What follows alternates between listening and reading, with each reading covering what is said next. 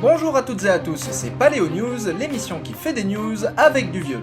Nous sommes en novembre 2021 et l'image du jour, et devrais-je même dire l'image du mois, c'est ce crâne. Voici le crâne de Letty, de son petit surnom, Letty, qui est un juvénile d'Homo naledi. Donc Homo naledi, pour rappel, c'est cette espèce d'homininée très similaire à Homo habilis, qui a été découvert en Afrique du Sud et qui avait ces deux particularités, devrais-je dire. La première, c'est d'être extrêmement jeune, aux alentours de 200 à 300 000 ans seulement, donc contemporain des tout premiers Homo sapiens, ce qui est plutôt curieux dans la mesure où Homo naledi a un tout petit cerveau. Il a un cerveau de la dimension, comme je l'ai dit, il est très similaire à Homo habilis, donc un cerveau qui est dans les 400 à 600 cm3, enfin dans les 500-600 cm3, donc ce qui est vraiment Homo habilis, quoi, intermédiaire entre Homo erectus et Australopithecus en termes de taille de cerveau, donc un tout petit cerveau, mais qui a vécu donc relativement récemment en même temps qu'Homo sapiens.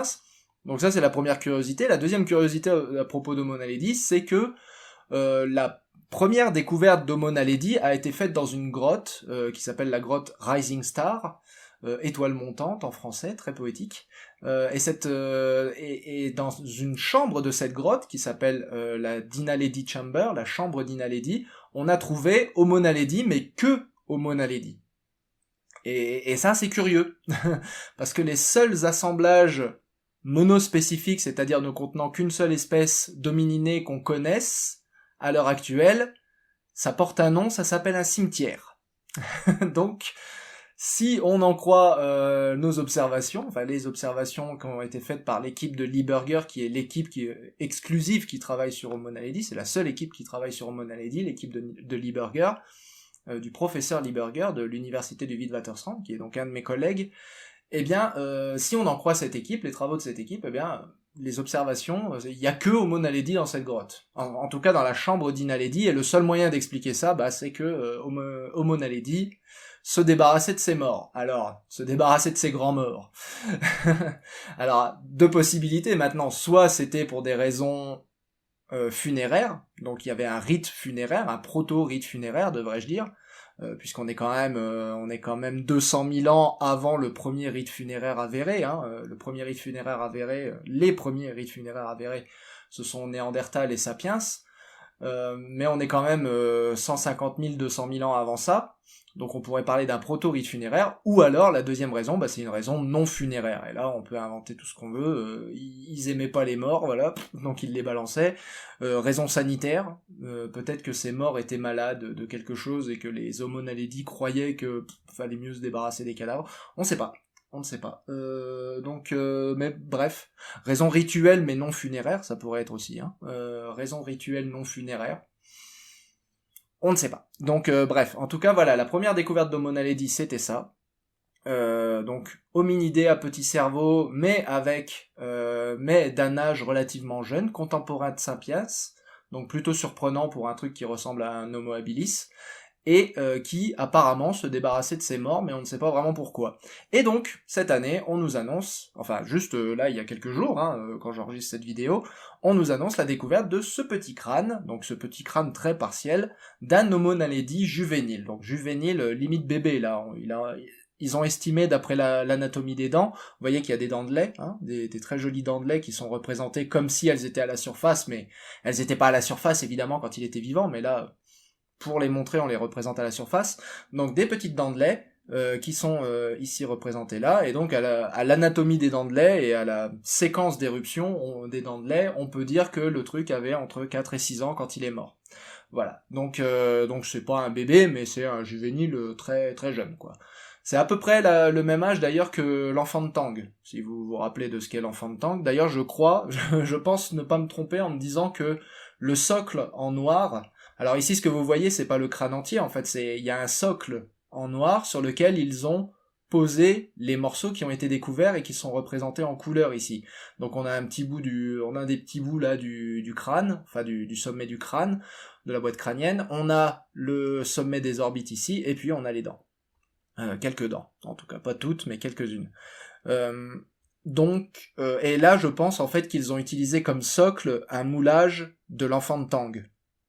Ça me paraît raisonnable de faire cette hypothèse parce que ça ressemble vraiment, vous voyez, le découpage, c'est la face de l'enfant de Tang, je pense qu'ils ont utilisé. Mais bref, tout ça pour dire que c'est une découverte relativement rare. C'est assez rare de découvrir des juvéniles, tout simplement parce que les juvéniles, eh ben, les sutures du crâne sont pas finies. Hein, vous avez les sutures métopiques et tout ça qui sont encore cartilagineuses, donc les crânes de juvéniles, ils ont tendance à faire quand, quand le juvénile meurt, les crânes, ils ont tendance à se décomposer complètement. Les dents sont beaucoup moins minéralisées chez les juvéniles, donc elles ont tendance à se dissoudre plus vite.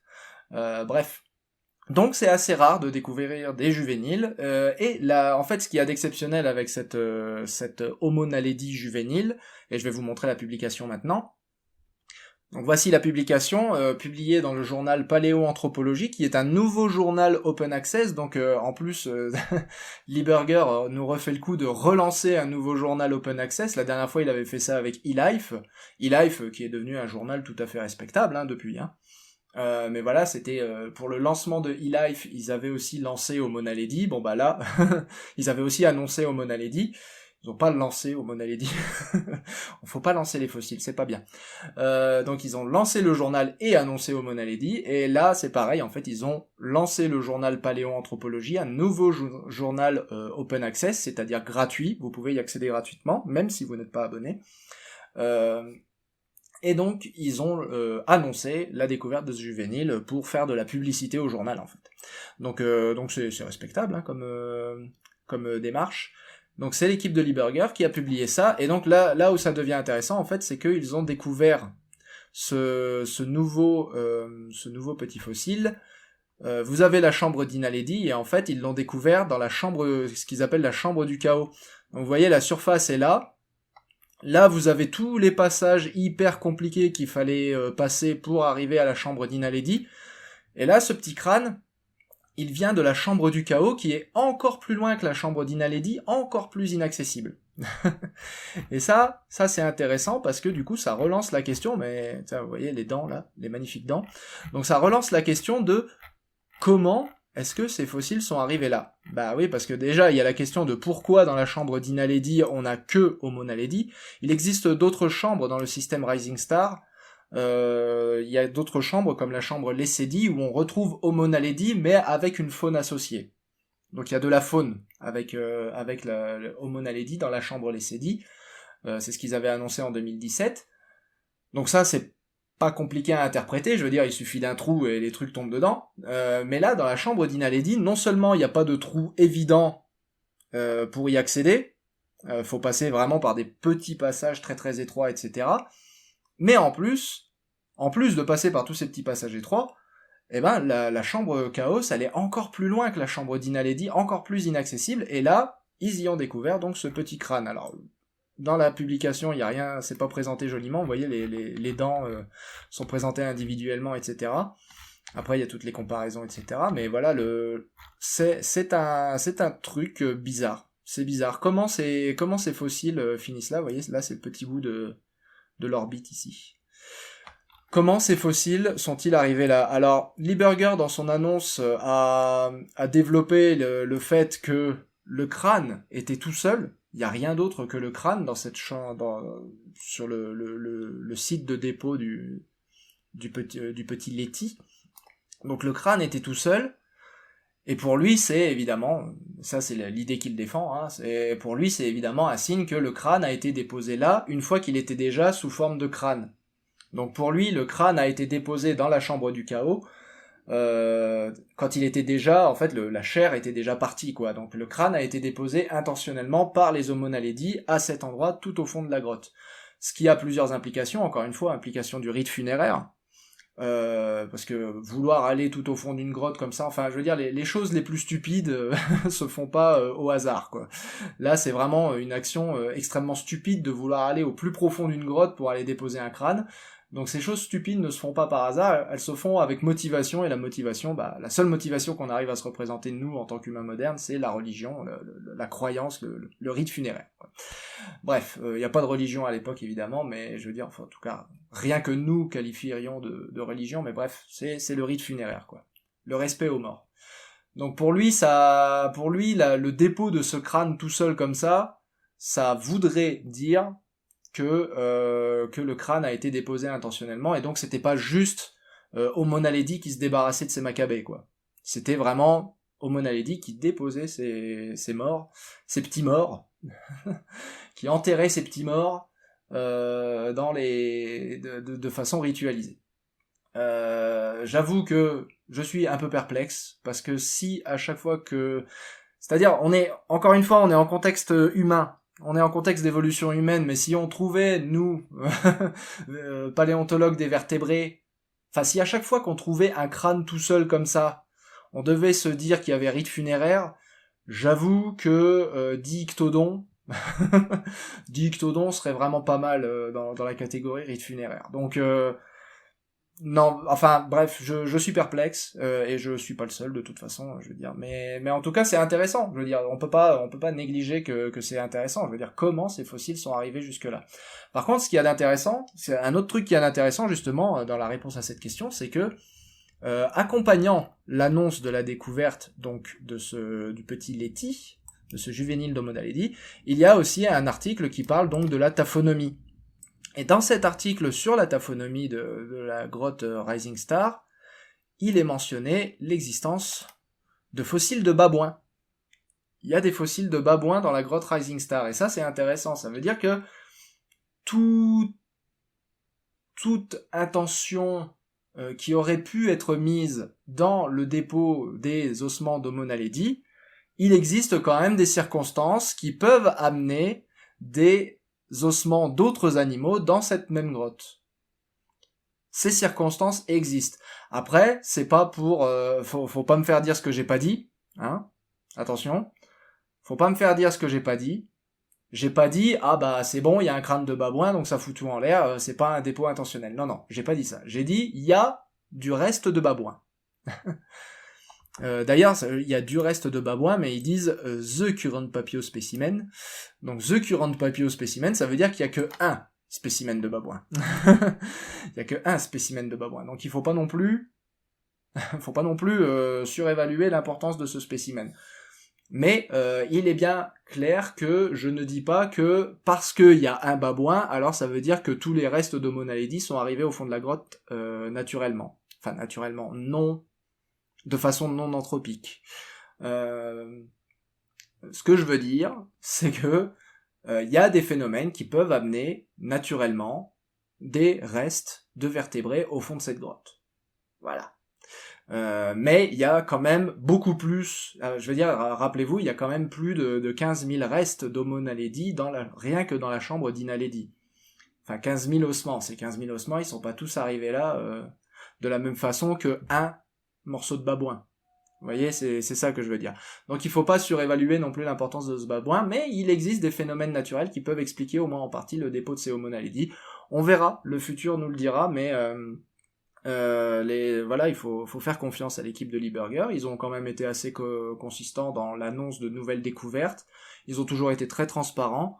Ils ont toujours posté leurs découvertes sur Morphosource, donc et à chaque fois sur des journaux open access. Donc à chaque fois, toutes leurs données sont accessibles, ce qui est quand même remarquable en paléoanthropologie. En paléoanthropologie, les gens ont plutôt tendance à être protecteurs, on va dire, plutôt qu'à être open access. Donc voilà, c'est quand même à leur crédit de vouloir rester absolument transparent. Et on verra du coup quelles seront les découvertes dans le futur. Mais c'est intéressant, un petit spécimen, un juvénile, retrouvé là, comme ça, tout seul, au plus profond de la grotte.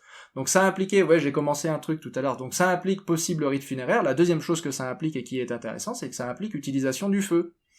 Parce qu'ils sont pas allés là-bas à tâtons, hein, les Homo naledi, s'ils y sont allés, hein.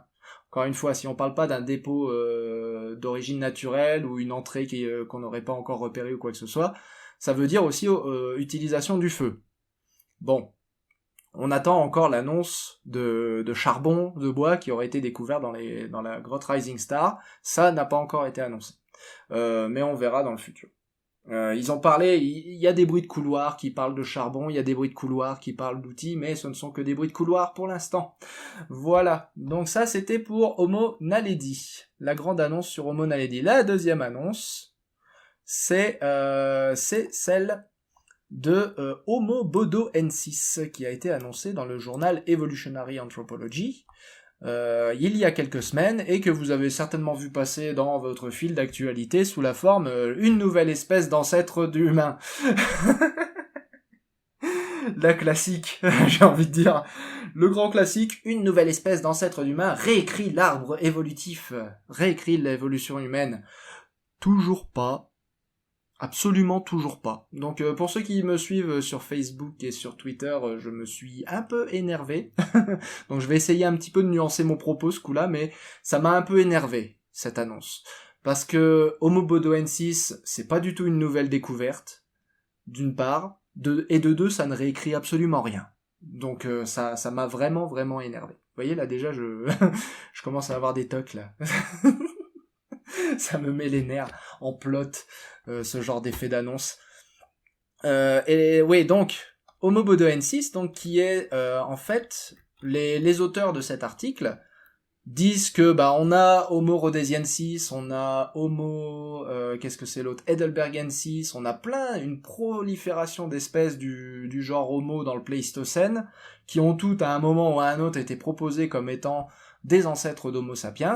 Eux, ce qu'ils proposent, c'est de prendre tout ce beau monde, de le réunir dans une seule espèce et de l'appeler Homo bodoensis, en référence au crâne de Bodo, qui nous vient d'Afrique de l'Est, et qui est classiquement considéré comme un Homo sapiens archaïque. Donc, on met tout ça dans Homo bodoensis, et on annonce fièrement qu'on a l'ancêtre d'Homo sapiens, ce qui, dans l'absolu, n'est pas complètement faux, puisque si on met tout le monde ensemble, la probabilité qu'il y ait un ancêtre quelque part, ça se défend, surtout comme je l'ai dit, Homo bodoensis est classiquement considéré comme un Homo sapiens archaïque.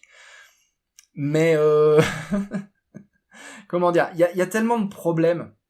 Il y a tellement de problèmes dans ce concept-là. Il y a tellement de... Le premier problème, déjà, donc voici le crâne, voici un crâne de Bodo, hein, le crâne de Bodo d'ailleurs, Bodo 1, donc qui est un joli crâne, hein, je veux dire, et qui est considéré comme l'holotype de Homo bodoensis. Le problème, en fait, avec cette démarche, c'est qu'il crée une nouvelle espèce, à partir d'une vieille découverte, parce que le crâne de Bodo, il a été découvert dans les années 70, il a déjà été décrit, il a déjà été poncé en long, en large et en travers, le crâne de Bodo. Donc, il y a déjà ça. Ensuite, le deuxième problème qu'il y a avec... donc, c'est pas nouveau. Voilà, là où je veux en venir, c'est que Homo bodoensis, c'est loin d'être quelque chose de nouveau. En réalité, c'est une vieille idée de placer l'homme de Bodo comme ancêtre d'Homo sapiens. De deux, le problème avec définir une nouvelle espèce Homo bodoensis, comme ça, en la décrivant comme étant forcément l'ancêtre d'Homo sapiens, vous créez ce qu'on appelle un taxon paraphylétique. Et en un mot commençant, vous créez un truc merdique. Parce que vous avez un ancêtre en commun qui n'est pas l'ancêtre de tous ses descendants, du coup. Enfin, vous avez un ancêtre en commun à l'espèce Homo bodoensis, mais Homo bodoensis, en fait, ne contient pas les descendants de tous les descendants de cet ancêtre en commun. Donc vous créez une espèce bâtarde, en gros. C'est vraiment une espèce bâtarde, et ça va poser problème un jour. Voilà. Ça va forcément poser problème un jour de créer une espèce qui est paraphylétique. C'est ça le problème. C'est une définition problématique. Si vous voulez pas vous encombrer de... Je veux pas vous encombrer de trop de jargon, donc c'est pas la peine de retenir paraphylétique. Je veux dire, si vous êtes familier avec le mot, tant mieux, mais si vous n'êtes pas familier avec le mot, retenez simplement que définir une espèce comme étant de base l'ancêtre d'une autre espèce, ça veut dire que cette espèce, en gros, est mal définie. Une espèce doit contenir un ancêtre en commun et le descendant de tout cet ancêtre en commun.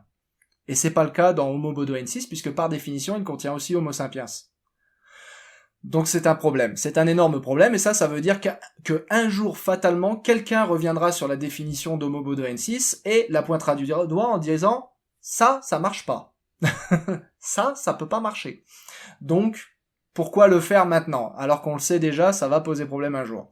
Donc ça, c'est le deuxième gros problème. Le troisième gros problème avec Homo bodoensis, c'est qu'ils essayent de mettre ensemble Heidelbergensis, Rhodesiensis et tout un tas d'espèces du genre Homo qui avaient été définies auparavant. Et le problème, c'est que toutes ces espèces-là, elles ne forment pas un groupe cohérent. Donc voilà, je suis allé vous rechercher un article dont j'avais parlé dans un précédent Paléo News, donc celui qui décrivait l'homme drago, Homo longi, Et donc dans cet article sur l'homme dragon, il y avait une phylogénie de tous les homos du Pléistocène. Donc eux, ils ont fait le travail de faire une phylogénie, de construire un cladogramme basé sur des données qui sont observables et répétables. Alors avec tous les défauts qu'on peut lui trouver à cette phylogénie, puisqu'elle en a, hein, je veux dire, il y a pas de phylogénie sans défaut, hein. Mais avec tous les défauts qu'on peut lui trouver avec cette phylogénie, elle a au moins l'avantage d'être basée sur quelque chose de concret, sur une matrice de caractères, des données qui sont répétables. Voilà, observables et répétables à volonté. Et donc les crânes de Bodo, donc là vous avez Homo sapiens, là vous avez Homo longi, là vous avez Néandertal, et là vous avez Heidelbergensis plus Bodo. Voilà, là, il se trouve là le crâne de Bodo. Et vous voyez que le crâne de Bodo, il se trouve effectivement formé un clade avec Rhodesiensis, mais par contre, il forme pas du tout un clade avec ici Mauer, la mandibule de Mauer, qui est Heidelbergensis, qui est l'holotype de Heidelbergensis. Et là, vous avez notre fameux homme de Totavel, voilà, qui est donc un Heidelbergensis, d'après cette phylogénie. Et donc là, ce que vous avez, c'est que vous avez le fameux ensemble paraphylétique Heidelbergensis Rhodesiensis. Donc l'ensemble paraphylétique Heidelbergensis Rhodesiensis, il est là, et il est déjà identifié ici comme étant paraphylétique.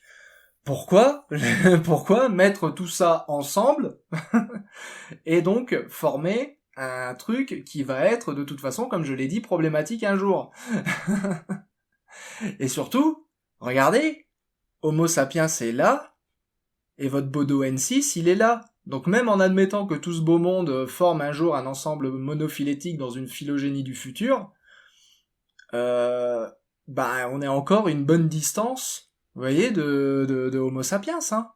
On n'est pas du tout à côté d'Homo sapiens, hein. Entre Homo sapiens et lui, il y a Homo longi, alors Homo longi qui est peut-être un Denisova, peut-être pas, vous avez Néandertal, vous avez encore ces deux clades là, donc le crâne de Ndutu et ces autres crânes qui sont pareils, c'est classiquement considéré Heidelbergensis, archaïque, archaïque Homo sapiens, Rhodesiensis, tout ça c'est complètement confondu, hein, je veux dire, c'est du mélangé, mais voilà, non, Homo bodoensis, c'est déjà une mauvaise idée, mais en plus, dire qu'il est ancêtre d'Homo sapiens, c'est une idée encore pire, qui est basée sur du rien. Je vous compare, regardez ça, c'est la belle phylogénie scientifique. Regardez la phylogénie qui nous donne, là. Voilà. Qui fait encore ça? Homo bodoensis. Où est? Vous voyez, c'est ça que je veux dire par... On peut lui reprocher tout ce qu'on veut à cette phylogénie chinoise, là, que je viens de vous montrer, de chercheurs chinois, on peut lui reprocher tout ce qu'on veut, elle aura toujours l'avantage d'être un élément répétable. Là, c'est de l'opinion pure et dure. Vous voyez? Il y a pas de science là-dedans, hein. Ça, c'est un dessin fait sous Paint à partir d'un doigt comme ça, posé dans le vent, des opinions préétablies, et puis, voilà. Et alors, là où on voit immédiatement le problème avec cette hypothèse phylogénétique qui nous propose là de mettre tout ensemble Heidelbergensis, etc. Heidelbergensis, qui est classiquement considéré comme étant l'ancêtre de Néandertal, étant le pré-néandertalien par excellence, maintenant ici on a une branche vide. Voilà, on a une branche qui a pas de nom. Donc ils ont juste repris l'hypothèse phylogénétique.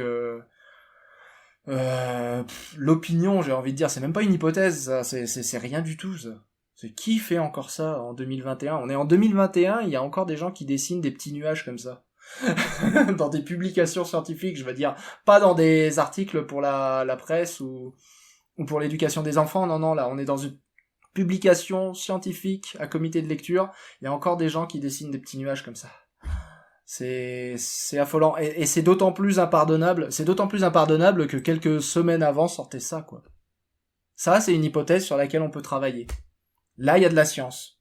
Là, il y en a pas. Ça, il y en a pas, là. Donc, bref. Et donc voilà, tout ce qu'ils ont fait, c'est remplacer archaïque Homo sapiens, donc Homo sapiens anatomiquement archaïque, par Homo bodoensis. C'est tout ce qu'ils ont fait. Et non. C'est un grand non pour moi.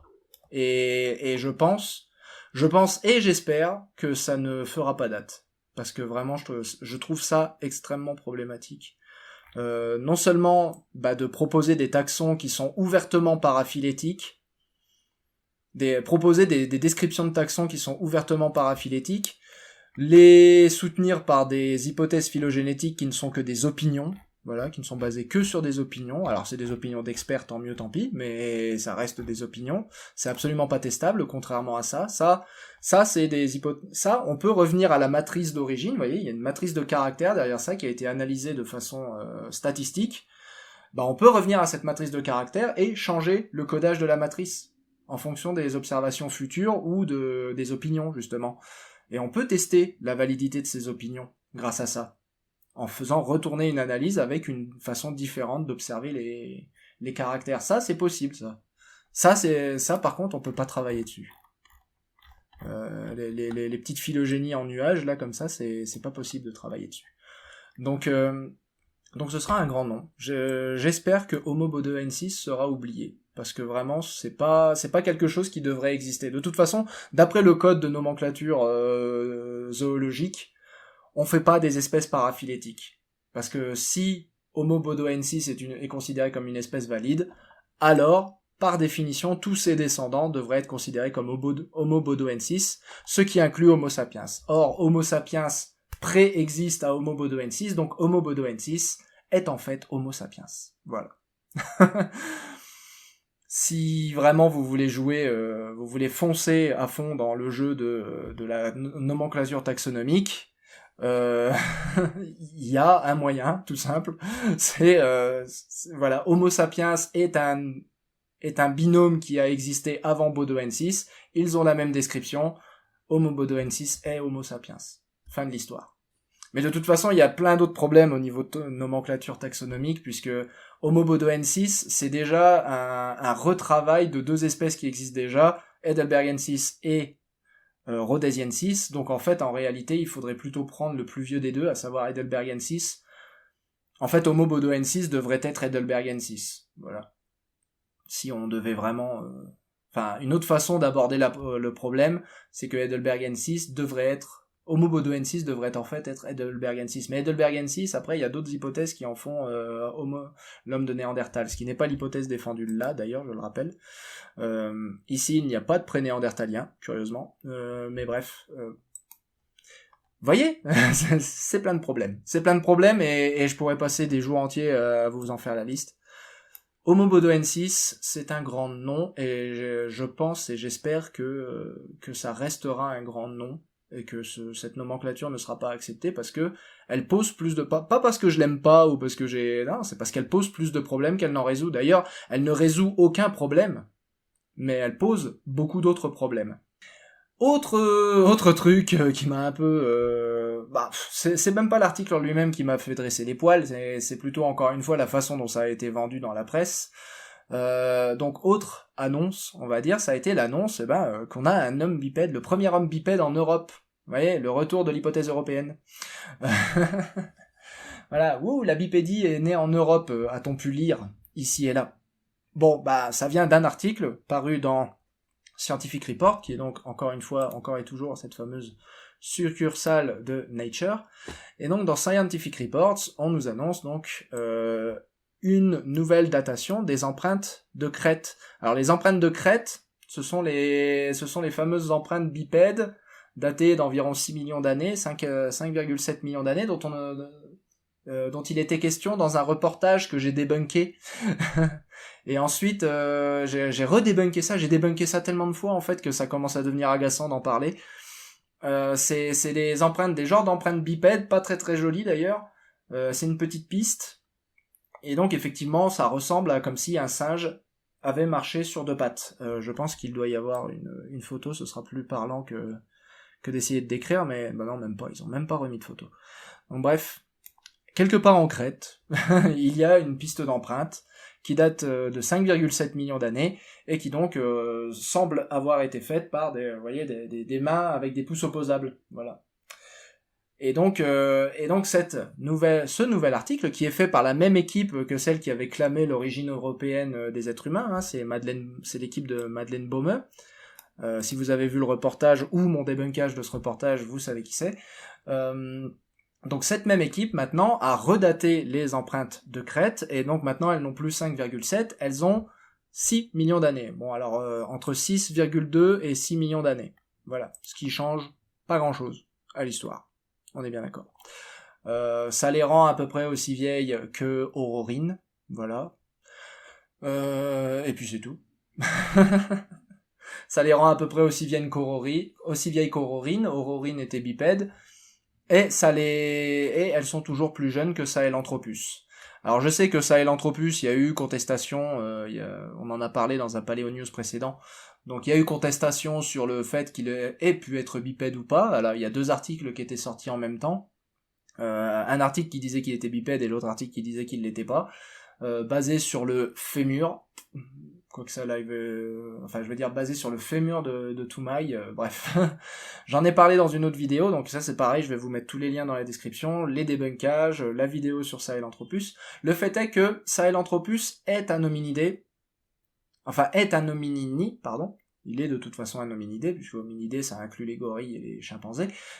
Sahelanthropus est un hominini qu'on considère qu'il soit bipède ou pas, puisque la condition d'hominini de Sahelanthropus ne dépend pas que de sa bipédie. Il y a d'autres caractères qui soutiennent qu'il est bipède, et toutes les analyses phylogénétiques, tous les gens qui ont pris le temps de faire une analyse phylogénétique de Sahelanthropus, enfin incluant Sahelanthropus, ont trouvé que Sahelanthropus faisait partie des hominini. Hein, c'est-à-dire que tant que c'est pas des opinions qui sont exprimées, tous les gens qui ont pris la peine de faire plus qu'exprimer une opinion, on va dire, qui ont pris le temps de la formuler sous la forme d'une analyse phylogénétique, ont trouvé Sahelanthropus comme groupe frère du reste des hominini. Donc, pour l'instant, il n'y a rien qui questionne sérieusement la position de Sahelanthropus en tant qu'hominini. Donc, ces empreintes de Crète sont plus jeunes que Sahelanthropus, donc il n'y a toujours pas de quoi remettre en question l'origine européenne des êtres humains.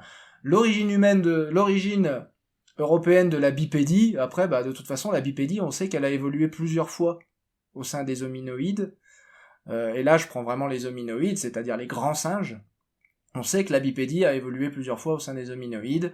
Vous avez les chimpanzés qui sont capables d'une bipédie temporaire, qui donc un truc comme un chimpanzé peut avoir laissé les empreintes comme les empreintes de Crète, hein. Je veux dire, sur une courte distance, marcher sur 2 pattes et ça laisse des empreintes dans le sable, pouf, vous avez votre piste de Crète. Donc ça marche. On sait qu'en Europe, à cette époque-là, vivaient des hominoïdes supposément bipèdes. On a Uranopithecus, Oreopithecus, on a Danuvius, bref, au Miocène, il y avait des hominoïdes supposés bipèdes, mais non humains. Voilà, donc on sait que la bipédie a évolué plusieurs fois. Donc je ne conteste pas l'âge. De toute façon, je suis pas un expert en datation, donc je ne conteste pas l'âge. Je ne conteste même plus que ça a été fait par un singe bipède. Il y a une époque où je regardais les empreintes et je me disais ça ressemble quand même vachement à rien. Je ne conteste même pas que ça a été fait par un singe bipède. Par contre, il n'y a pas que voilà, ça veut pas forcément dire que c'était un hominini. Ça aurait pu être n'importe quel hominoïde. C'est un peu le problème avec les empreintes, c'est qu'elles sont très difficiles à identifier, quoi. Mais bref, en tout cas, moi, ce que je conteste surtout, c'est la façon dont ça a été vendu, quoi. L'origine de la bipédie en Europe. Faut voir que l'Europe, au Miocène, ça a été le grand centre de diversité des hominoïdes. Donc, le grand centre de diversité des grands singes. Donc, il y a eu beaucoup d'expérimentations évolutives. Alors, expérimentation évolutive, hein, puisqu'il y a pas d'intention derrière. Donc, avec des guillemets quand même. Mais voilà, ça a été un grand centre d'expérimentation évolutive. Il y a plein de trucs qui ont été tentés dans le Miocène d'Europe au niveau des grands singes, dont la bipédie, et comme je l'ai dit, même certainement plusieurs fois, au moins chez Danuvius et Oreopithecus, bien qu'Oreopithecus ça a été légèrement contesté récemment, et certainement Uranopithecus qui, s'il devait y avoir un jour une origine européenne de l'humanité, Uranopithecus serait certainement le meilleur candidat. Et pas Grecopithecus, hein, mais ça je vous renvoie à mon débunkage. Donc j'essaierai d'y penser au moment d'uploader la vidéo. Si j'y ai pas pensé, petit commentaire, voilà, vous mettre les débunkages et vous mettre la vidéo sur Sahelanthropus, voilà. Donc faites-m'y penser, si vous ne les voyez pas dans la description, faites-m'y penser et je les rajouterai dans la description. Maintenant, ça c'était les grandes annonces sur les hominidés. On passe maintenant à la deuxième chose importante qui s'est produite pendant ce mois d'octobre, ce dernier mois d'octobre. Nous sommes début novembre, hein, je l'ai dit tout à l'heure. Donc en ce mois d'octobre 2021, il y a eu le lancement du grand meeting de la Société de paléontologie des vertébrés. Alors qui officiellement a eu lieu du 1er au 5 novembre, mais qui officieusement a démarré bien avant puisque tout est en ligne. Donc de toute façon, ils vont laisser ça, je crois, pendant un mois. Ça a commencé le fin octobre et ils vont laisser ça pendant un mois, le temps que les gens puissent regarder tous les posters, puissent regarder tous les talks, etc. Alors ça manque un peu d'interactivité, hein, évidemment tout est en ligne, Covid oblige. L'année prochaine, si on a de la chance, ce sera de nouveau un meeting en vrai. Ce sera de nouveau un véritable congrès, mais là, tout le congrès est en ligne. Donc voici la page d'accueil, hein, que je vous mets à titre à titre purement informatif, parce que je vais pas me mettre à aller patauger là-dedans. J'ai eu du mal. Vous n'imaginez même pas, j'ai eu du mal à naviguer là-dedans, mais bref, à retrouver mon propre talk, parce que j'ai fait un talk pour cette... même juste retrouver mon propre talk, j'ai galéré, donc je ne vais pas aller là-dedans. Voilà, je suis vieux. Je suis vieux. J'ai froid, Luc. Bref... Mais voilà, vous faire un petit résumé des talks les plus intéressants. Alors le truc c'est que comme tout est en ligne, les choses intéressantes n'ont pas eu lieu. Parce qu'évidemment les gens qui ont des grandes choses à annoncer ne veulent pas faire ça dans un petit speech en ligne qui sera oublié de tous. Donc il n'y a pas eu vraiment de grosses annonces faites à ce meeting de la Société de paléontologie des vertébrés. Le meilleur, je pense, ça a été Supersaurus. Il y a eu un talk sur Supersaurus où ils expliquaient qu'ils avaient retrouvé du matériel en plus de la carrière originale de Supersaurus et que du coup ils ont une reconstruction qui est un peu plus précise, qu'ils ont pu le mesurer à 39 mètres de long, ce qui disent-ils fait de lui le plus long de tous les sauropodes. En tout cas le plus long des sauropodes pour lesquels on a un squelette décemment complet, je suppose. Puisque évidemment il y aura toujours quelqu'un pour clamer qu'il a la plus longue. Ensuite, il y a eu un talk assez intéressant, mais ça c'est mon petit biais sud-africain pour les dinosaures sud-africains. Donc il y a eu un talk sur Nkwebasaurus, qui est le premier dinosaure avec un nom d'origine Ichthyosa. Vous noterez que je fais un gros effort pour faire le clic, mais c'est probablement pas le bon clic de toute façon. Et ça vient probablement aussi de faire saturer le micro, mais bref. Nkwebasaurus, il y a eu une nouvelle étude en fait de ce dinosaure basée sur un scan qui a été fait au synchrotron de Grenoble. Et ce Nkwebasaurus, apparemment, ce serait un ornithomimosaure. Voilà, ce qui en ferait, si je ne m'abuse, le premier ornithomimosaure raisonnablement complet d'Afrique, pour ne pas dire le premier tout court. Mais bon, je connais pas tous les rogatons qui ont été découverts en Afrique, donc on va juste dire que c'est le premier ornithomimosaure raisonnablement complet d'Afrique, puisque le squelette est quasiment complet, et ça en fait aussi, oui, Nkwebasaurus, il avait aussi apparemment un crâne, donc ils ont un crâne complet, et ce crâne complet, il a la particularité d'avoir des toutes petites dents très fines, un petit peu comme Pterodostro, ou plutôt des petits denticules, ou comme un peu comme les petits denticules des canards, c'est-à-dire des animaux qui filtrent en fait, des animaux filtreurs d'eau. Donc apparemment, Nkwebasaurus aurait été un ornithomimosaure filtreur, et ça c'est cool. Et ça c'est super cool. Alors après c'est qu'une annonce faite au congrès de la SVP, et mon collègue Victor, qui a fait la présentation, Victor Radarmarker, a insisté sur le fait que c'était très préliminaire, évidemment. Donc on va pas non plus commencer à clamer qu'il y avait un ornithomimosaure filtreur, mais c'est la direction apparemment dans laquelle ils vont pour l'instant. Ce qui avec le dinosaure de Mongolie Chouvouya, et les alvarezauridés de manière générale, vraiment, et les thérizinosaures, allonge encore la liste des niches écologiques que les théropodes ont conquis. Parce que donc les alvarezauridés apparemment c'était des insectivores, mais des fourmiliers quoi, spécialisés dans les insectes sociaux comme des fourmiliers.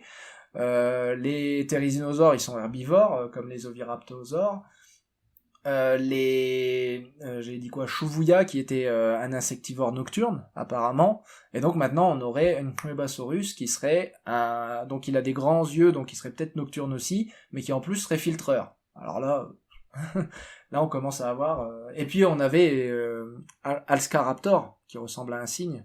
Enfin, si le spécimen n'est pas un faux, ce qui reste encore débattu, bien que les scientifiques, encore une fois, du synchrotron de Grenoble qui ont travaillé dessus, soutiennent qu'il n'y a pas de signe que ce soit un faux, ce Alscaraptor, mais bref, si on ajoute en plus à ça Alscaraptor, on a vraiment une grosse diversité d'hétéropodes, et évidemment Spinosaurus.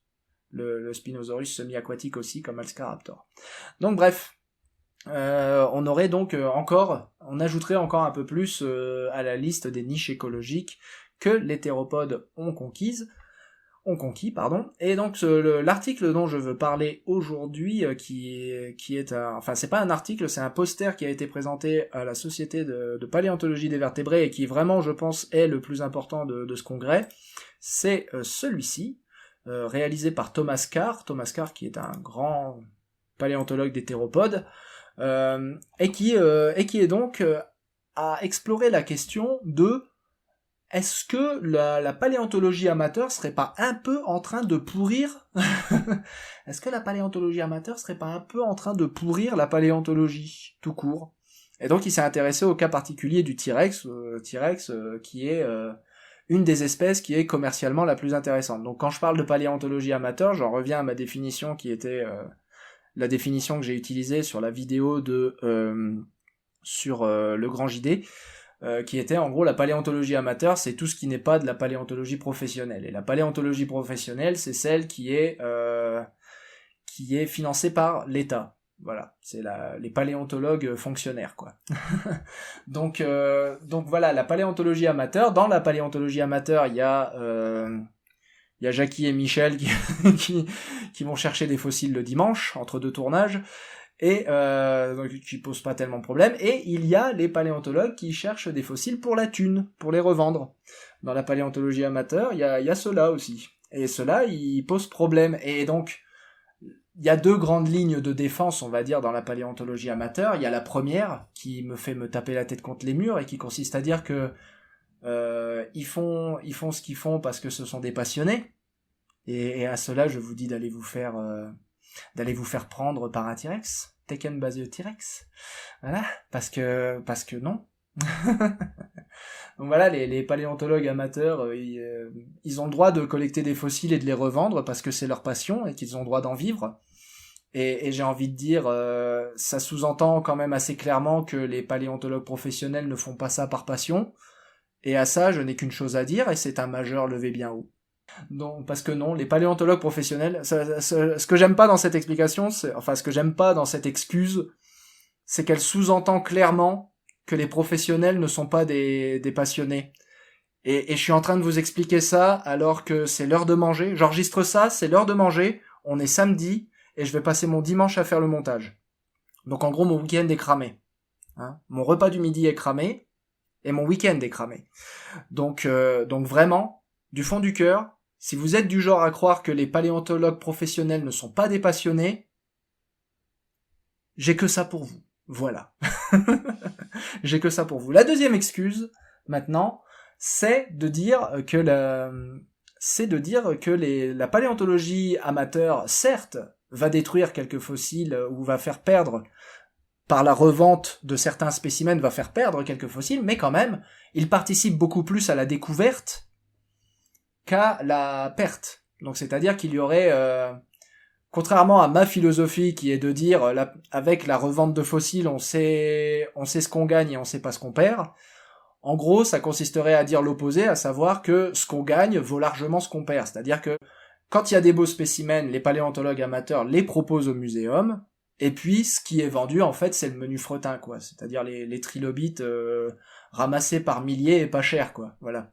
Donc c'est le menu fretin qui permet de gagner de l'argent. Les gros spécimens, eux, scientifiquement intéressants, ils sont proposés aux universités, vendus ou donnés, selon le niveau d'éthique du paléontologue amateur en question. Voilà. Donc il y a ces deux approches. Et donc la ligne de défense consiste à dire que c'est plutôt le second cas de figure, voilà, qui est plus proéminent, à savoir que les beaux spécimens sont proposés à des fins scientifiques, sont gardés à des fins scientifiques, et c'est le menu fretin qui est vendu, et c'est la quantité qui fait le bénéfice, quoi. Sauf que, et donc du coup, ce que Thomas Carr s'est permis de tester, bah, c'est cette hypothèse, justement. Est-ce que dans le cas de Tyrannosaurus Rex, est-ce que c'est vraiment le menu fretin qui est revendu, mais les beaux spécimens profitent à la science, ou bien est-ce que ce serait pas l'inverse? Est-ce que les beaux spécimens nous passent sous le nez, et le menu fretin, et finalement il ne reste que le menu fretin pour les universités? Eh bien, Thomas Carr donc s'est proposé de faire un grand inventaire de tous les spécimens de Tyrannosaurus Rex connus. Alors déjà, il y a une énorme limitation, parce que connus, bah, ça veut dire qu'il faut les connaître, faut savoir qu'ils sont là. donc déjà, quand vous parlez de paléontologie amateur, on n'est pas forcément au courant de tout ce qu'il y a. Déjà, il n'y a pas une transparence à 100% hein, sur tout ce qui a été découvert, mais bref. Donc, il a fait un grand inventaire de tous les spécimens connus, et alors je pense que je vais juste lire sa discussion et sa conclusion, enfin vous traduire sa discussion et sa conclusion, qui je pense sont absolument effarantes. Voilà, donc, premier élément de la discussion, si on mettait tous les spécimens ensemble, donc tous les spécimens de tyrannosaures ensemble, et qu'ils étaient tous transférés dans des institutions publiques, public trust c'est les institutions publiques, alors l'échantillonnage passerait de 54 spécimens connus à 100, enfin 54 spécimens accessibles aux scientifiques à 109. Donc c'est ce qui vous est représenté là, donc 55 spécimens chez des privés, 55 spécimens chez des privés, 54 spécimens dans le domaine public. Donc il y a un spécimen de moins dans le public que dans le privé. Ça fait quand même du 50-50. C'est la moitié de ce qu'on connaît de Tyrannosaurus est détenu par des privés. Voilà. Et là, il dit scientifically available, donc accessible aux scientifiques. Donc s'il dit accessible aux scientifiques, ça veut dire que donc dans les collections commerciales, les spécimens ne sont pas accessibles. Ils sont perdus pour la science.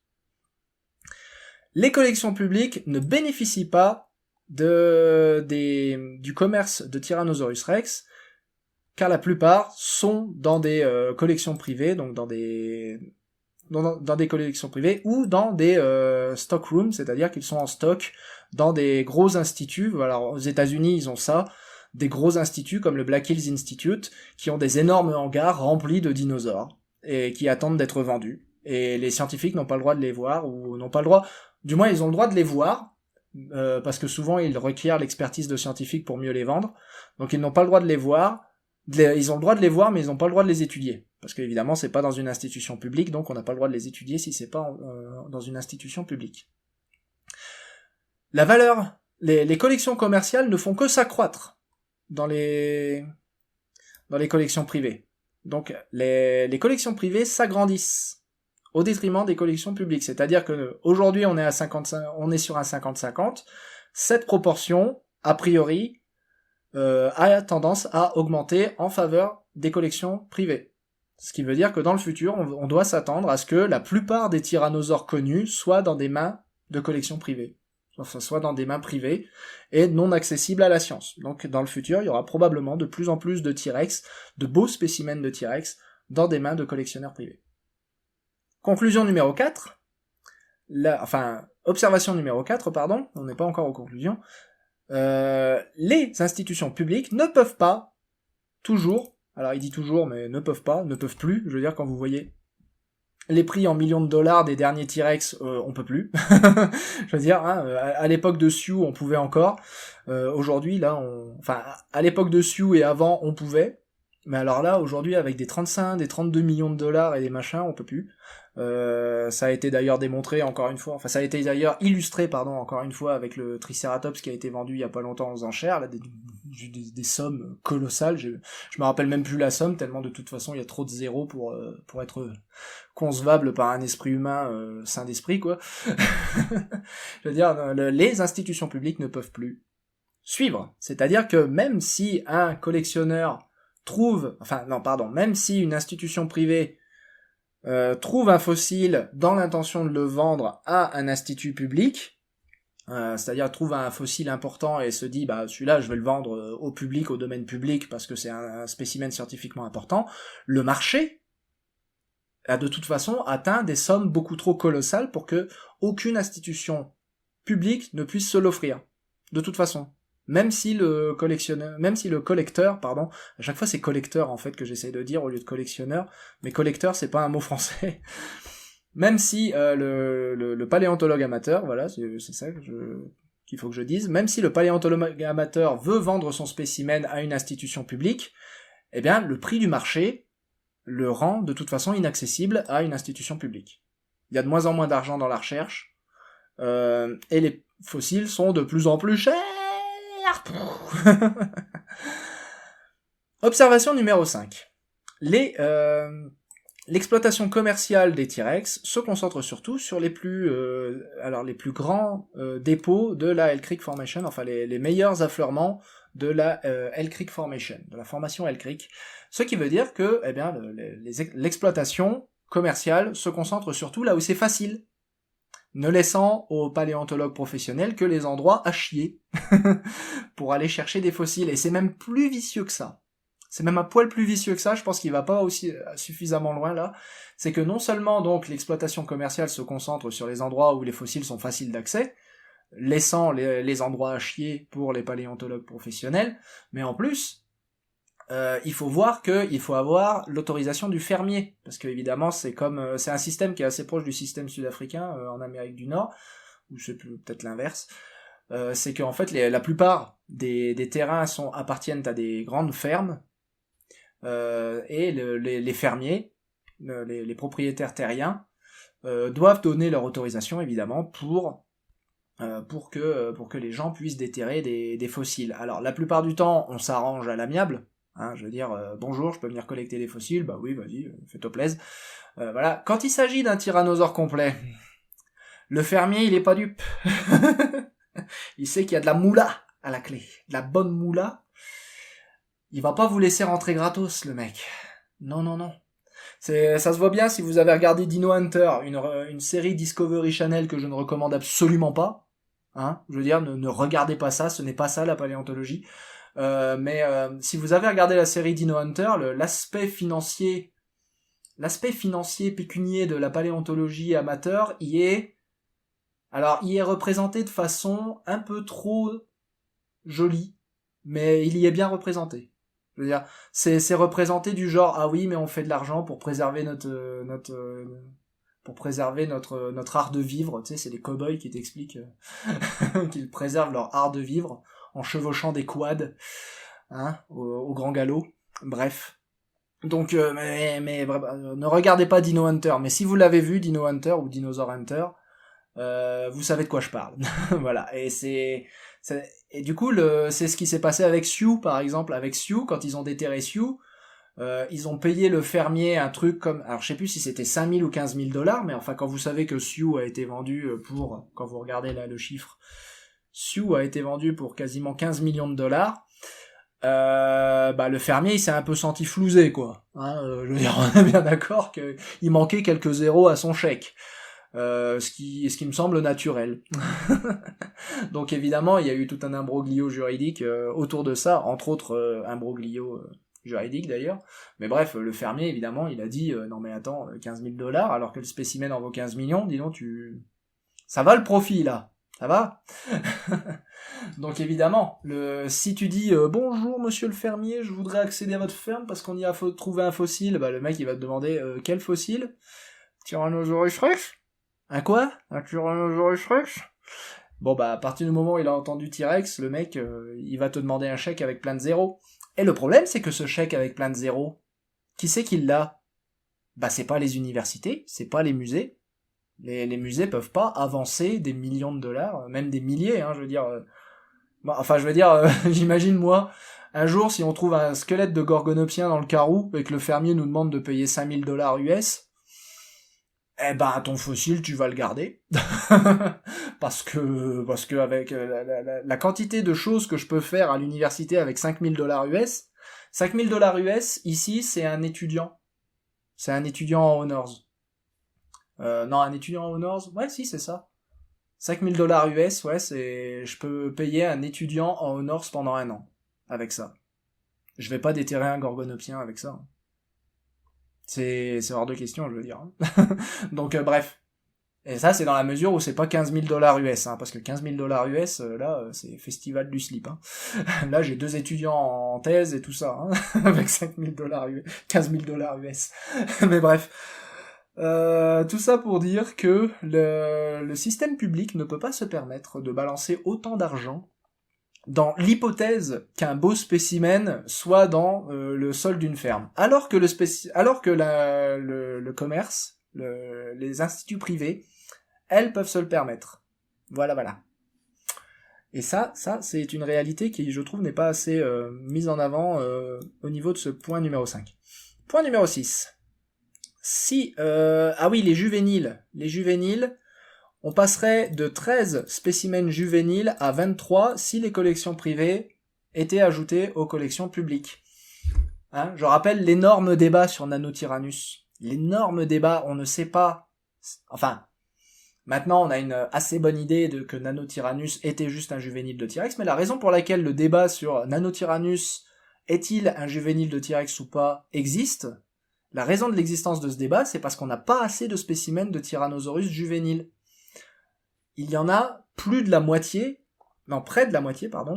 qui sont dans des collections privées de ces tyrannosaures juvéniles. Voilà, on passerait de 13 à 23 spécimens si on ajoutait les tyrannosaures juvéniles.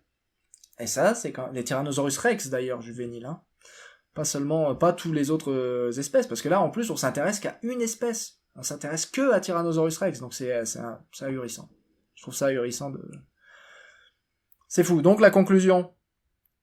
L'exploitation commerciale de T-Rex nous prive, donc nous, les paléontologues professionnels, ceux qui générons de la connaissance à partir des fossiles que nous collectons, hein, qui sont collectés, ceux qui génèrent de la connaissance partagée au plus grand nombre, et qui sommes passionnés aussi. Petit rire nerveux. Donc, l'exploitation commerciale de T-Rex nous prive de la moitié des tyrannosaures connus, dont les juvéniles, dont une bonne moitié des spécimens juvéniles connus. Point numéro 2. Point numéro 3. Le marché des fossiles ne facilite pas du tout la science, enfin n'aide pas du tout la science. Donc vous voyez le fameux argument du bah oui mais c'est la partie émergée de l'iceberg, tout ça.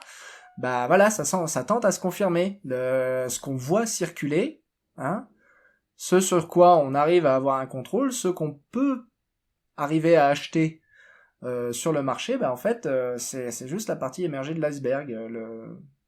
On perd énormément. En tout cas, quand il s'agit de Tyrannosaurus rex. Voilà, après, c'est en Amérique du Nord sur Tyrannosaurus rex. Comment dire, l'exploitation commerciale de Tyrannosaurus rex empêche le progrès scientifique, notamment à cause des juvéniles. Les institutions publiques ne peuvent pas acheter les fossiles de T-Rex. Donc, le marché du fossile de T-Rex fait du mal à la science, quoi. Ça, on ne peut plus, il y a plus moyen il y a pas moyen de suivre en fait les cours du marché des fossiles de T-Rex. Et du coup, ces spécimens sont perdus. Voilà, ils sont perdus. À moins que le généreux acheteur qui a claqué je ne sais pas combien de millions ait la bonne idée d'en faire don ensuite à une institution publique. Je vous rappelle que c'est pas possible, éthiquement parlant, ce n'est pas possible d'aller étudier un fossile dans le salon d'un acheteur privé. C'est pas possible. Et à chaque fois, et encore une fois, même si on était capable de se payer, même si la recherche paléontologique était capable de se payer des fossiles à 35 millions de dollars, même si on avait cet argent, bah on financerait le pillage en achetant ces spécimens. C'est pour ça que la dernière fois j'avais mis de la nuance aussi sur l'achat alors c'était un bébé T-Rex, enfin un juvénile T-Rex en train de se battre avec un juvénile Triceratops, les dueling dinosaures, et tout le monde se réjouissait. Wouhou, il y a un spécimen, ce spécimen a été acheté par une institution publique. Ouais, cette institution publique vient d'injecter des millions de dollars dans le pillage. Et ces millions de dollars vont être utilisés à déterrer on sait pas quoi, qui va finir on sait pas où. Et ce on sait pas quoi qui va finir on sait pas où, bah ce sera peut-être un spécimen 20 fois plus important que celui dont on vient de gâcher l'argent du contribuable. Voilà. Voilà. Qu'est-ce qu'il y a d'autre? Il y a aussi encore une dimension qu'il faut considérer à propos du pillage, c'est que non seulement on finance du coup le pillage, donc on l'encourage, mais en plus on montre au reste du monde à chaque fois à chaque fois comme ce Triceratops vendu des millions et comme le T-Rex vendu Stan vendu 35 millions là, à chaque fois qu'il y a un dinosaure comme ça qui est vendu super cher, vous envoyez un énorme signal au monde. C'est les États-Unis qui envoient un énorme signal au monde en disant « regardez, il y a de la thune à se faire. Il y a de la thune à se faire en allant piller les fossiles. » Donc c'est pas un problème américano-américain en plus. C'est pas du tout un problème américano-américain. Tout à l'heure je disais c'est basé sur les données de T-Rex en Amérique du Nord, mais en réalité c'est pas un problème américano-américain. Même moi je me contredis là. C'est les Américains qui nous montrent « regardez, il y a un max de moula à se faire. Il y a un max de moula à se faire. Allez déterrer des trucs. » Et vendez-les des millions. Et ça, c'est des répercussions qu'on a même jusqu'ici. Hein. En Afrique du Sud, t'inquiète que ça tombe pas dans l'oreille d'un sourd, que les fossiles, ils se vendent des millions. Hein. Ils en ont rien à faire que ce soit un dicynodonte ou un machin ou un truc. Pour eux, c'est des dinosaures, de toute façon. Donc, je veux dire, ils en ont rien à faire que ce soit des dicynodontes, des gorgonopsiens, des paréasaures, on s'en fout, je veux dire. À partir du moment où t'entends la nouvelle que, dis donc, des millions de dollars US pour acheter un squelette, alors qu'on en a plein dans le jardin, là-bas? Non mais attends. T'inquiète que ça tombe pas dans l'oreille d'un sourd, donc non, c'est pas un problème américano-américain. Je retire ce que j'ai dit. Je retire totalement ce que j'ai dit. Et c'est pour ça donc que ce point numéro 4, que j'ai mal traduit du coup, c'est « should not buy ». Les institutions publiques ne devraient pas acheter des fossiles de T-Rex sur le marché. Et encore moins à des prix aussi exorbitants. Et enfin, le marché des T-Rex devrait s'arrêter. Voilà, il faut légiférer. Je pense que sa conclusion, c'est globalement, il faut légiférer contre l'exploitation commerciale de T-Rex. Ce qui, à mon avis, n'arrivera pas tout de suite, mais bon, ça, c'est une opinion personnelle. Il y a des problèmes dans le fait d'exploiter les fossiles pour les revendre. Encore une fois, ce que je critique là, c'est pas la paléontologie amateur de Jackie et Jaco qui vont chercher des fossiles le dimanche comme ça et qui vont les mettre sur leur bon, même si ça aussi dans l'absolu ça pourrait être aussi considéré comme problématique, mais c'est pas ça le problème c'est la vente de fossiles qui conduit à une course au plus beau spécimen, voilà, et du coup qui prive finalement la science des spécimens les plus importants, quoi. Donc c'est ça là qui est critiqué ici, c'est vraiment l'aspect commercial de la paléontologie amateur et pas l'aspect purement passionné, quoi. Hein. Si vous collectionnez des fossiles comme ça pour vous-même et puis quand vous en trouvez un qui a l'air rare ou précieux ou scientifiquement important, vous contactez les autorités compétentes, à savoir votre université la plus proche. Dans l'absolu, il y a pas de dans l'absolu, moi en tout cas, j'ai pas de problème avec ça. Mais voilà, c'est bien ça qu'il faut préciser. Je fais pas un énorme plaidoyer ici contre la paléontologie amateur en général. C'est l'utilisation commerciale des fossiles qui est problématique, et l'utilisation... Et du coup, là, chiffre à l'appui, il y a démonstration que cette exploitation commerciale des fossiles fait plus de mal qu'elle ne fait du bien. Voilà. Ce qui répond à la question de base, est-ce que l'exploitation commerciale ne produirait pas plus de recherche qu'elle n'en consomme? Bah, la réponse, dans le cas de Tyrannosaurus Rex, est non. Elle ne produit pas plus de recherche qu'elle n'en consomme. Elle consomme, pour l'instant, un bon 50% des spécimens scientifiquement intéressants, et c'est, comme il le dit, une tendance qui a tendance ça a tendance à s'accroître. C'est une portion qui a tendance à s'accroître. Donc, dans un futur proche, il est probable que la majorité des spécimens scientifiquement intéressants de Tyrannosaurus Rex soient dans des collections privées. On reste dans les dinosaures avec cette étude, encore une fois dans Scientific Reports, étude d'un nouveau spécimen de petit édenturnites chinois, petit oiseau chinois, et alors ce spécimen il est très très beau, il s'agit d'un petit bec d'oiseau chinois avec des dents, regardez comme elles sont magnifiques ces dents, je veux dire, elles sont bien développées, et du coup ils ont scanné le spécimen, Et alors, ils ont vu des dents, mais en plus, ils ont vu des dents de remplacement. Et ces dents de remplacement, elles sont situées comme chez les dinosaures, quoi. Donc il y avait le même type de remplacement dentaire chez cet oiseau que chez les dinosaures théropodes. Et du coup, ça les conduit à faire des hypothèses sur comment, au final, les oiseaux ont perdu leurs dents. Alors c'est probablement un ralentissement du remplacement qui a fini par conduire à une dégénérescence totale de la dentition. En tout cas, c'est vraiment un spécimen qui est très très beau, je trouve, qui est magnifique. Le scan est magnifique, le spécimen est vraiment très clair. Enfin, je veux dire, il n'y a pas de doute sur le fait que bam, quoi, c'est... Vous voyez même le petit début de bec, là, regardez la forme. Il y a le début de la forme d'un bec, avec les petites perforations qui indiquent qu'il y avait probablement de la kératine, là. Toutes ces petites perforations neurovasculaires, là, il y avait probablement de la kératine ici. Vous voyez les narines ici, qui sont rétractées, donc pour laisser la place justement au bec de kératine. Mais en plus, vous avez les dents, quoi. Moi, je trouve ça magnifique. C'est magnifique comme spécimen, c'est beau. C'est beau. J'espère qu'il n'a pas été acquis illégalement. Voilà.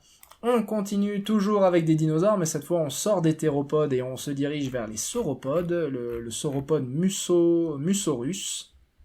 Musaurus patagonicus de son petit nom, donc le Musaurus d'Amérique du Sud, de Patagonie, dont on a découvert quantité d'œufs et quantité notamment de juvéniles.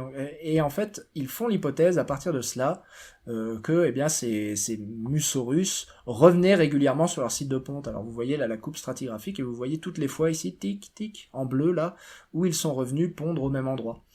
Donc c'est très très intéressant.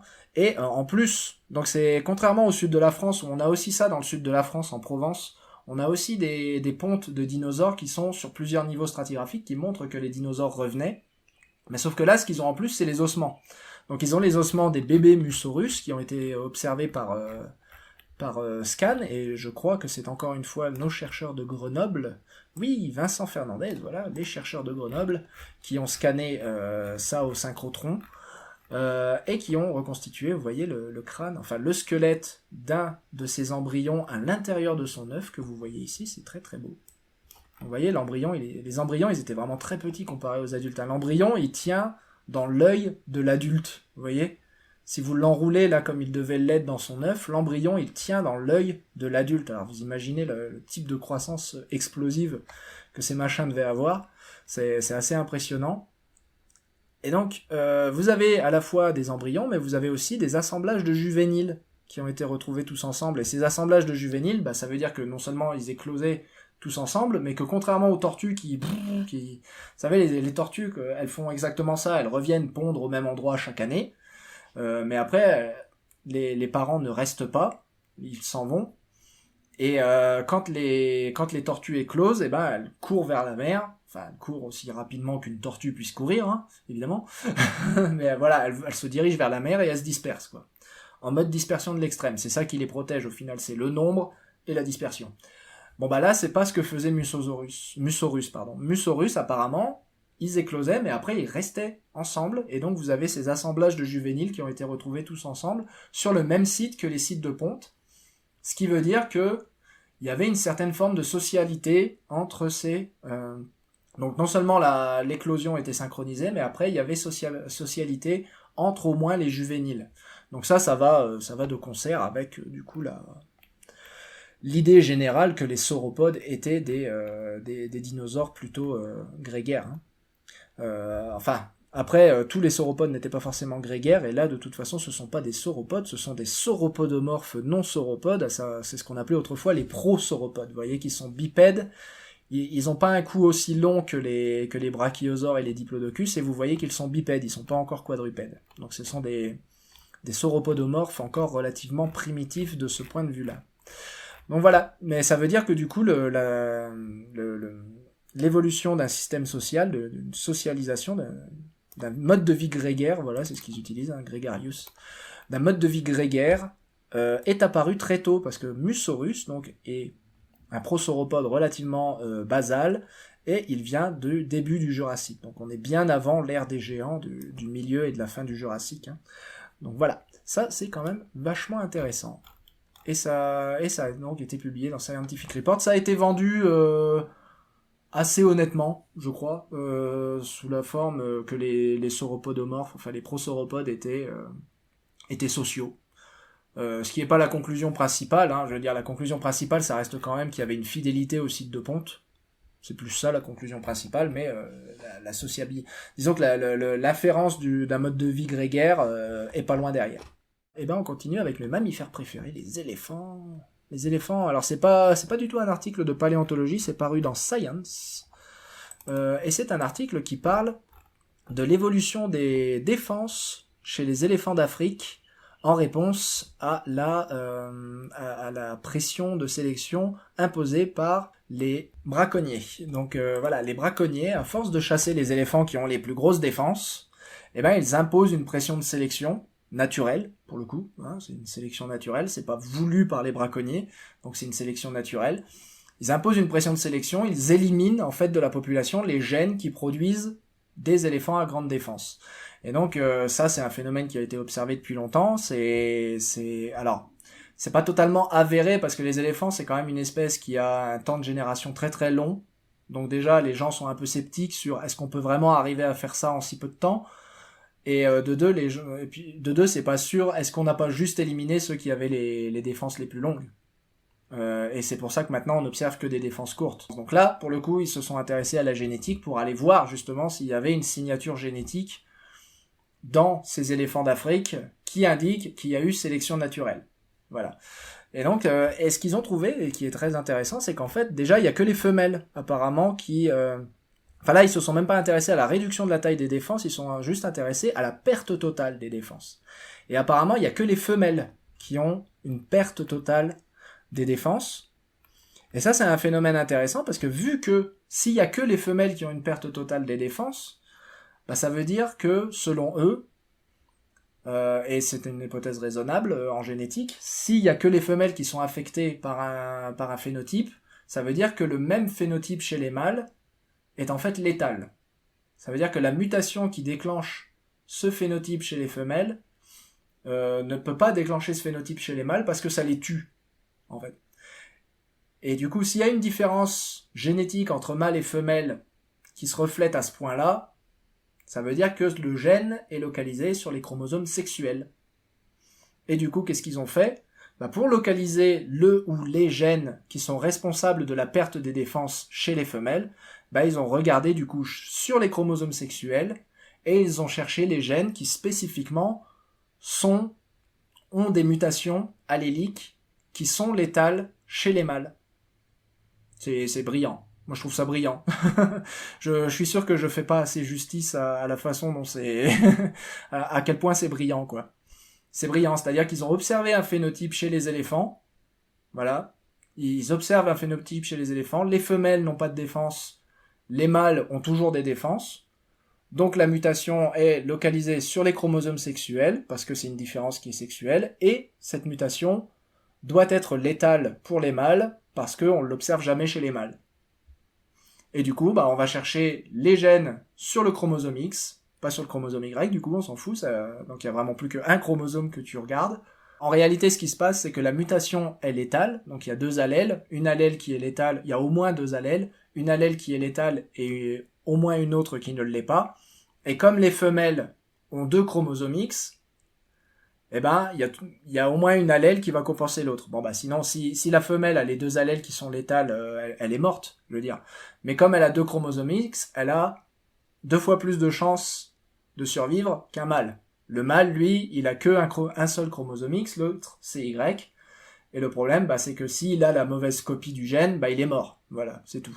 Donc voilà. Donc on cherche un gène qui a au moins une allèle, ou un allèle, je sais plus, à force, qui a au moins un allèle qui est létal, et l'autre pas. Voilà. Et donc comme les femelles ont deux chromosomes X, du coup ça fait que y a au moins un allèle qui peut sauver l'autre si jamais une femelle est affectée par la mutation. Voilà. Donc, alors que les mâles, eux, ne peuvent pas. S'ils ont de mauvais allèles, c'est fini, ils sont morts.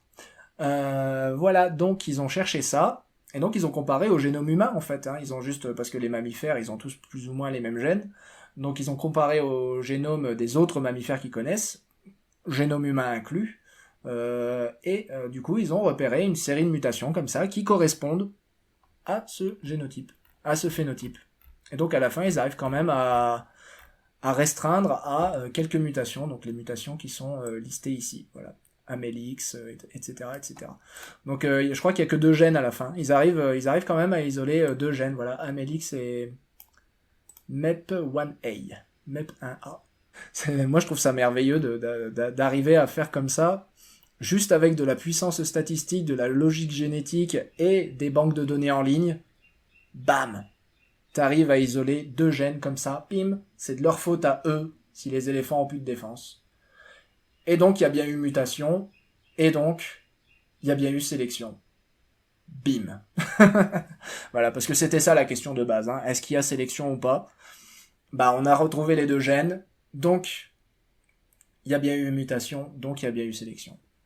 Bim bam boum. Tac tac badaboum. C'est comme ça que t'as fait. C'est beau. C'est beau. Il n'y a pas d'autre moyen de le décrire, c'est juste beau. Ensuite, on va terminer avec les invertébrés. Voilà, des petites curiosités parmi les invertébrés. La première, c'est un œil hyper composé chez les phacopidés, donc les trilobites, c'est parmi les trilobites les plus connus du Dévonien, donc les phacopidés. Un œil hyper composé, donc ce qu'ils appellent un œil hyper composé, c'est qu'en gros, vous avez l'œil qui est composé, donc qui est comme celui des mouches, hein, qui est fait de petites ocelles, posées les unes sur les autres. Et ben chez les phacopidés, apparemment, ce qu'ils ont mis en avant, mais je suis pas du tout un expert pour juger si c'est vrai ou pas, mais en gros, c'est qu'à l'intérieur de chaque petite ocelle, comme celle-là, et ben il y a d'autres petites ocelles encore. Il y a d'autres petits récepteurs à l'intérieur du gros récepteur, en gros. Donc ça, c'est un œil hyper composé, c'est-à-dire qu'à l'intérieur de chaque lentille de l'œil composé, il y a encore un autre œil composé à l'intérieur. Et ça, c'est balèze. Si c'est vrai, c'est balèze. Et comme ils disent dans la publication, il y a que chez les trilobites qu'on voit ça. Un œil hyper composé. Donc un œil composé à l'intérieur de chaque petit carreau de l'œil composé. C'est fou. C'est prodigieux. Comme j'ai dit, je j'ai pas du tout l'expertise pour juger si c'est vrai ou pas.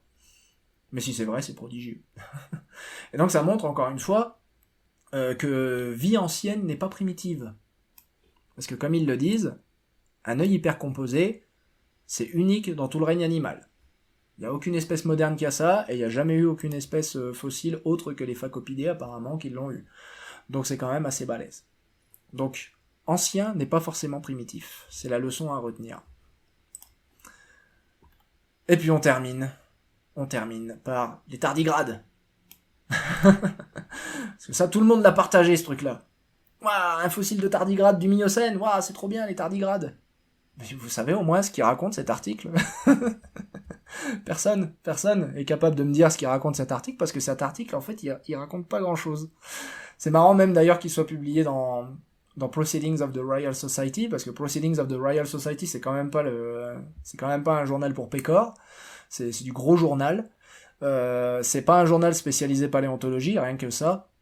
Arriver à publier de la paléontologie dans un journal qui est pas spécialisé paléontologie, c'est bien, c'est vachement bien, c'est une grosse nouvelle. Et le problème, enfin, je sais pas ce qu'il y a d'intéressant dans cet article, au-delà du seul fait que c'est un tardigrade et que les tardigrades c'est cool. C'est-à-dire, il y a une espèce de hype autour des tardigrades, là, tous les 2 semaines, vous avez quelqu'un qui vient vous poster un truc du genre, les tardigrades survivent dans l'espace! Alors que non, c'est la forme de résistance des tardigrades, il y en a 3 qui sont revenus du vide spatial après 20 minutes. C'est quand même pas la même chose que les tardigrades survivent dans l'espace, hein. C'est la forme de résistance qui résiste au vide spatial. Bon. C'est une forme de résistance, hein, c'est dans le nom. Mais bref. Donc il y a une espèce de hype comme ça autour des tardigrades, et alors apparemment le seul fait d'avoir tardigrade dans le titre permet d'être publié dans Proceedings B, parce que cet article ne dit absolument rien sur les tardigrades, hein. Je veux dire, c'est un tardigrade. Il ressemble à un tardigrade. Vous voyez, dans la phylogénie, il vient je sais pas où il est, c'est quoi son petit nom? Paradorodiphorodibus. Paradorodiphorodibus. Je suis fatigué, hein. Paradoriforibus. Paradoriforibus, vous voyez, dans l'arbre phylogénétique des tardigrades, Paradoriforibus vient se glisser confortablement au milieu d'autres tardigrades modernes. Voilà. C'est même pas un tardigrade hyper basal qui viendrait se glisser là et qui nous apprendrait de grandes choses sur l'évolution des tardigrades. Non, c'est un tardigrade qui vient se glisser confortablement dans la phylogénie, dans une famille qui existe toujours. Donc sa morphologie nous apprend pas grand chose de plus que ce qu'on savait déjà sur les tardigrades. Encore une fois, je suis pas spécialiste, hein, mais enfin, d'après ce qui est dit dans l'article, j'ai pas l'impression que ça révolutionne notre connaissance des tardigrades. Il y a peut-être quelques crochets en plus qui sont différents, des choses comme ça. La grosse conclusion de l'article, et c'est raconté dans le résumé, hein, c'est la grosse conclusion de l'article, c'est que peut-être la raison pour laquelle on trouve pas de tardigrades, c'est parce qu'ils sont tous dans l'ambre. Ouais, parce qu'il y a que 3 fossiles de tardigrades dans le monde, en gros. Donc ça, c'est le 3e. Et donc là, peut-être, voilà, les 3 fossiles de tardigrades, il y en a 2 du Crétacé, 2 dans l'ambre du Crétacé, du New Jersey, et 1 dans l'ambre dominicain, c'est celui qui est décrit là.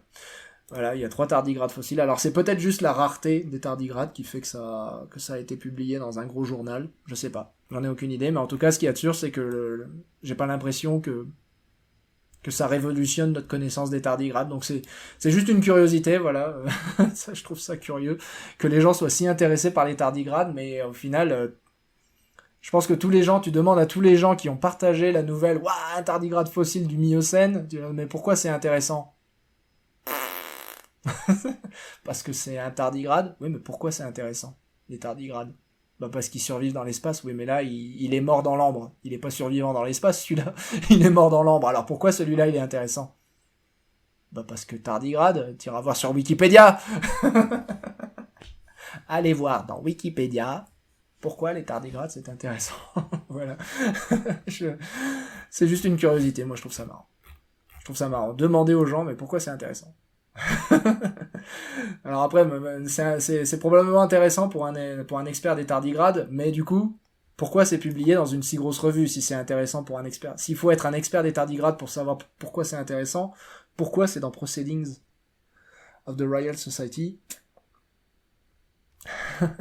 Mais bon, c'est pas grave. Enfin, je veux dire, c'est pas grave, je suis pas jaloux, hein. C'est juste que je trouve ça curieux que la hype autour des tardigrades soit tellement immense qu'on en arrive à publier des articles sur un tardigrade fossile du Miocène, donc même pas le plus vieux, même pas le plus basal, même pas le plus primitif, même pas le rien du tout, que ce tardigrade soit publié dans une grosse revue, ça, je trouve ça très drôle.